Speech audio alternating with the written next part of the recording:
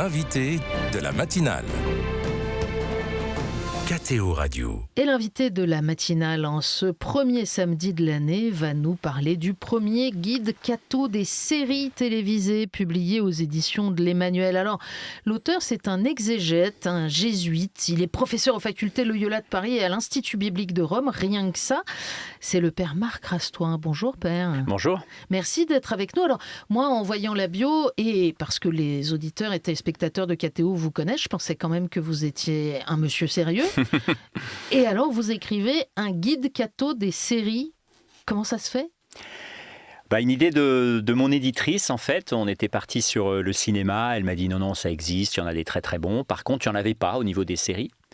Et moi, les séries, j'ai eu 10 ans d'interruption jusqu'au confinement. Comme beaucoup de gens, j'ai basculé avec le confinement.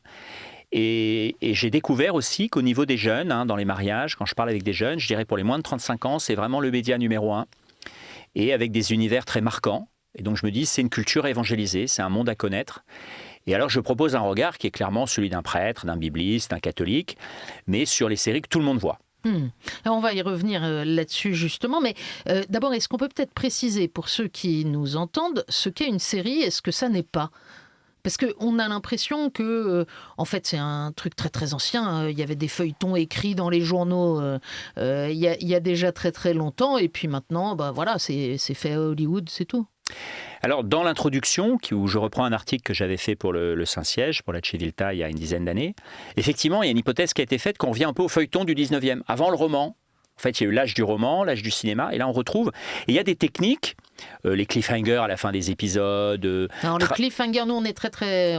C'est difficile pour parler de série d'ailleurs, mais on est un petit peu bloqué sur les anglicismes. C'est cette manière qu'on a de finir un épisode sur quelque chose qui vous laisse en l'air et vous ne savez pas ce qui va se passer derrière, donc vous êtes crispé jusqu'à la semaine prochaine. Voilà, et cette idée aussi qu'on peut développer des personnages secondaires. Alors là, je prends toujours le même exemple, c'est la série sur Jésus, de Chosen. Dans tous les films sur Jésus, Jésus est à l'écran 95% du temps, et les disciples ou ses adversaires sont juste un peu des figurants. Et là, dans la série sur Jésus, qui a beaucoup de qualités, de Chosen, l'élu, ou les élus, on a le temps de découvrir Nicodème, Marie-Madeleine, et ça, une série permet un travail sur le scénario, un travail sur les personnages, notamment secondaires, que ne permet pas un film souvent. Alors, vous citez la série Jésus, justement. On peut s'attendre, en lisant un livre d'un jésuite sérieux sur les séries, à ce que ce soit des trucs un peu bien pensants, à défaut d'être tous chrétiens. Alors que pas du tout. Non, je pars vraiment, l'idée c'était de partir des séries que tout le monde voit.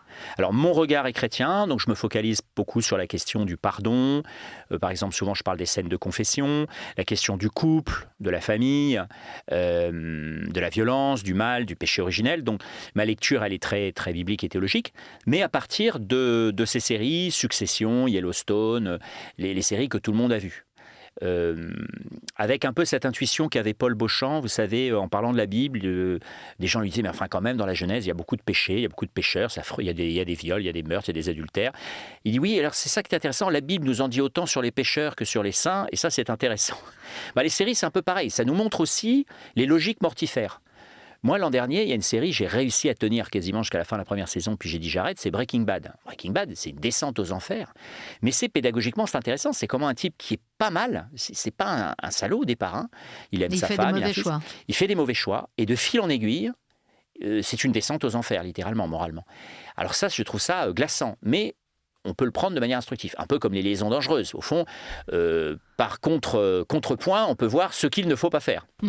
Est-ce que ça veut dire que vous allez toujours chercher une morale dans les séries que vous avez étudiées, critiquées ? Alors non, c'est vrai que parfois, j'ai vraiment essayé d'avoir un regard chrétien. Alors, je peux vous raconter une petite anecdote avec mon éditrice. À un moment, d'abord, je cherchais des séries françaises. Il n'y en a pas beaucoup dans le livre, sur 100, je crois qu'il y en a 6. Bon. Il y a une série qu'on est beaucoup à avoir vue, qui s'appelle 10%. Et alors, elle me dit, ta recension, quand même, il n'y a pas beaucoup de théologie. Mais je dis, écoute, là, j'ai vraiment cherché, mais c'est juste fun. C'est juste marrant, mais j'ai pas vraiment d'angle théologique ou anthropologique très sophistiqué que j'ai pu trouver. Donc parfois, il n'y a pas de morale, c'est juste drôle. Et parfois, dans les séries, et c'est un peu une tendance, il peut y avoir des univers très noirs, il peut y avoir des choses très cyniques, il peut y avoir des choses extrêmement dures. Est-ce que même si ça nous apprend des choses sur l'humanité, c'est bon de regarder ça ? Exactement. Alors là, j'ai développé l'introduction avec plusieurs pages au fond sur le discernement. Quelles sont les séries qui me font du bien? C'est-à-dire dans quel état je suis après, hein, d'aider chaque personne. D'abord, au niveau des familles ou d'un groupe qui regarde, il faut se poser la question. On s'est mis d'accord avec mon éditrice de ne pas mettre des étoiles, des moins de 15 ans ou je ne sais pas quoi, mais j'ai quand même toujours une phrase pour dire attention, il y a des passages durs. Alors, sachant qu'au départ, en fait, le renouveau qualitatif de la série, il y a 25 ans, c'est né pour les chaînes câblées pour adultes. Donc, il n'avait pas l'autocensure qu'avaient les TF1 ou ABC aux États-Unis, 20h30 Pas familial. obligatoire que ce soit les gentils qui gagnent à la fin. Voilà, et puis surtout au niveau violence et sexe, c'était pour adultes.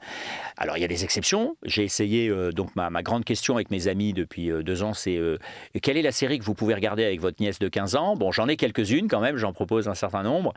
L'espionne de Tanger, Gilded Age à New York, tout l'univers de Julian Fellowes d'ailleurs, Downton Abbey, Belgravia, etc. Voilà, donc je pense que c'est une bonne question, il faut se la poser. Mais comme on se la poserait pour certains films ou certains livres, c'est-à-dire qu'est-ce que cela me fait? Et il faut savoir arrêter. Moi, il y a des séries, je dis j'arrête. Ça me fait pas du bien, ça je me me fait pas sens du mal bien, après. j'arrête. Voilà, exactement. Et est-ce qu'il y a, à contrario, des séries dans lesquelles, finalement, obligé un peu par l'étude que vous proposiez, vous avez trouvé plus de sens qu'on pourrait se le dire au premier abord? Bonne question. J'ai vraiment essayé d'arriver avec un regard sans préjugés. Donc j'ai été parfois extrêmement surpris du succès de certaines séries, alors que moi je les trouvais quand même trop sombres, trop cyniques, trop dures. Et puis il y a des séries qui ont l'air de rien. Je pense à un endroit qui s'appelle The Good Place, une série qui s'appelle The Good Place, qui est, je pense, une magnifique réflexion sur le purgatoire, sur comment, c'est l'intuition de Lewis, comment être prêt à être dans le monde de Dieu. Mais c'est une série comique, c'est une trentenaire qui se retrouve balancée comme ça, on ne sait pas où d'ailleurs, et comment rester au paradis. Et en fait, il faut être accoutumé à Dieu. Et donc j'ai trouvé que la série était en fait assez géniale pour faire prendre conscience de ça. Et puis parfois, vous arrivez à trouver du sens, et là je vous tire mon chapeau, parce que dans votre critique par exemple de la série Desperate Housewives, qui est quand même un grand néant, vous concluez en disant pour qui aime les histoires d'amitié féminine et n'a pas peur de la superficialité et du désespoir métaphysique. Moi je vous ai trouvé généreux avec le désespoir métaphysique. Alors, j'ai eu une grande conversation avec mon éditrice, qui est une fan de cette série, dont j'avais vu la première saison, je pense uniquement, donc il y a 25 ans, et j'avais trouvé ça atterrant. Mais il y a des dispositifs. J'ai fait des conférences à des terminales, j'ai parlé en lycée sur cette série, donc j'ai un topo beaucoup plus long que ce que j'ai fait dans le livre. Le dispositif du voice-over avec cette voix d'outre-tombe qui commente en style de la King James, comme si on est dans le livre de la sagesse, ce qui se passe, c'est assez génial. Mais de fait, moi je trouve ça d'une superficialité métaphysique atterrante. Mais la mécanique est assez prodigieuse. Quel est votre avis sur le Bureau des légendes, la grande série à succès française? Alors, déjà pour être honnête, je n'ai pas beaucoup vu. Je n'ai vu quelques épisodes. Ça a été considéré comme la meilleure série du XXIe siècle par le New York Times. C'est la série française qui a été le plus populaire dans le monde. Moi, j'étais déjà un fan de Didier Auchan, notamment par son film Les Patriotes, en 91, qui est un peu... Donc c'est quelqu'un qui connaît très bien le monde du renseignement. Donc je crois que ce qui a frappé, c'est qu'on n'est pas dans du James Bond, on est dans le psychologique, dans le poids psychologique qui pèse sur des agents qui doivent assumer d'autres identités. Au fond, c'est une réflexion sur l'identité, le mensonge. Voilà comment on peut se mentir, on ment aux autres, mais au bout d'un moment, est-ce qu'on ne se ment pas aussi un peu à soi-même? Et ça finit quand même de manière assez rude à ce niveau-là. Vous soulignez l'influence que les séries ont sur la société en général, les jeunes en particulier, mais au fond tout le monde. Et vous le dites d'ailleurs dans votre introduction, aux États-Unis, il y a des séries qui ont eu tellement d'influence qu'elles ont donné des prénoms à des enfants et parfois sur plusieurs générations. Est-ce que ça voudrait dire qu'il faudrait faire des séries chrétiennes pour influencer cette culture de masse ? Alors, on revient toujours sur cette question de l'art chrétien, de la littérature chrétienne. On dit souvent on ne fait pas de la bonne littérature avec des bons sentiments. Moi, je veux dire, quand on regarde, on dit que certaines séries sont dures, mais enfin, Bernanos, je suis désolé, mais enfin, certains romans de Bernanos, c'est pas youplili, youplala. On est face au mal, on est face au péché originel de manière assez brutale. Donc, moi, je sais pas. Il y a des relations humaines effroyables. Voilà, donc je ne sais pas s'il faut se donner comme objectif de faire des séries chrétiennes. Là, par exemple, il y a la série À couteau tiré qui vient de sortir un film avec 2 prêtres. La première demi-heure, c'est le face-à-face entre deux prêtres.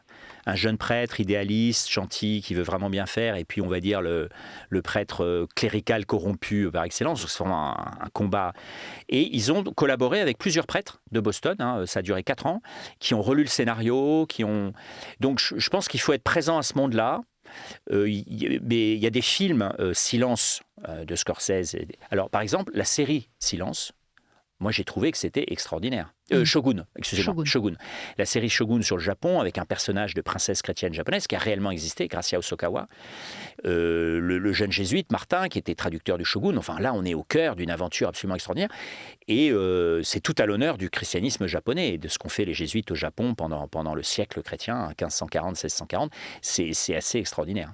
Et il faut accepter que quand il y a des ressorts qui font appel à la culture chrétienne, parce que c'est pas le cas dans les séries françaises, mais c'est le cas dans d'autres pays où elle est beaucoup plus présente dans l'univers naturel, il faut accepter que ce soit pas cachère, j'oserais dire que ça sert une histoire et c'est un fond culturel. Quand c'est bien fait, par exemple, dans certaines séries américaines, je parle plusieurs fois des scènes de confession. Dans Prison Break, qui était la grande série du début des années 2000, à un moment, Michael Scofield se confesse à un prêtre, et c'est une vraie confession. Avec cette question, souvent en confession, on confesse des poids, pas directement des péchés directs, mais là c'est sur un effet en théologie morale bien connu qui est du double effet, c'est-à-dire que pour faire un bien, on laisse faire un mal. Donc pour sauver son frère, qui est une bonne chose innocente, il a fait que des très méchants soient sortis, il s'en confesse, et il y a un vrai débat avec le prêtre. Voilà, donc ça c'est précieux. Alors évidemment, je suis assez sensible à tout ce qui touche à la question de la pastorale, mais si on prend quelque chose qui apparemment n'a rien à voir avec le monde chrétien, en thérapie. En thérapie, l'histoire d'un psychanalyste, mais en thérapie, c'est une question de fond. C'est une question que chaque pasteur... Comment aider quelqu'un ? Comment aider quelqu'un à voir quelles sont les bonnes décisions qu'il doit prendre sans les prendre à sa place, qui est un peu la tentation aujourd'hui de beaucoup d'accompagnateurs, de gourous, parfois de prêtres. Une amie dans l'armée qui dit « Oui, notre abbé nous a dit, l'abbé nous a dit. » Oui, d'accord, mais enfin, vous êtes marié, vous devez pouvoir décerner.